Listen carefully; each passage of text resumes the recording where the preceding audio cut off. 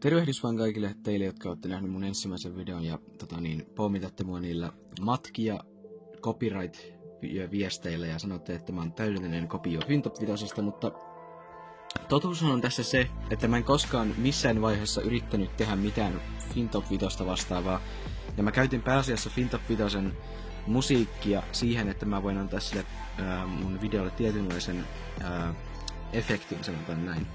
Tein pari huonoa valintaa siinä videota tehdessä. Melkein arvasin, että jos mä teen 5, pistän Fintop Vitosen musiikkia ja käytän hyvin samanlaista esittelytyyliä, niin ihmiset tulee pommittamaan mua sillä. Totuushan on tässä se, että mun kanavan tarkoitus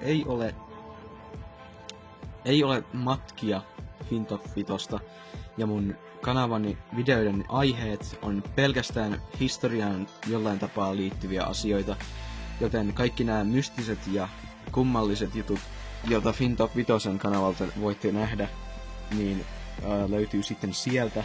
Jos haluatte nähdä Fintop Vitosen videoita, niin katsokaa ihmeessä Fintop Vitosen videoita.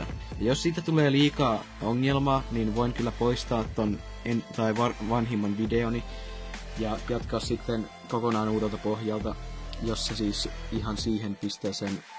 Mä pyydän anteeksi kaikilta niiltä, jotka on siitä jotenkin peppukipeitä, että tuli tehtyä tällainen pieni kömmähdys ja kopioitua vähän Fintop Vitosta.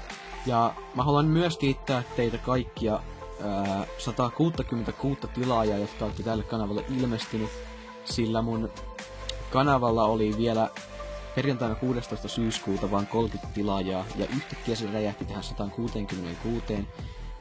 Tää on mulle sinänsä aika erikoinen tapaus, sillä mulla ei ollut näin paljon tilaajia vielä, tai niinku koskaan aikaisemmin millään kanavalla, mitä mä oon tehnyt. Mulla on ollut elämäni aikana varmaan 7 ellei 8 YouTube-kanavaa, ja mä koskaan päässyt näin suureen lukemaan.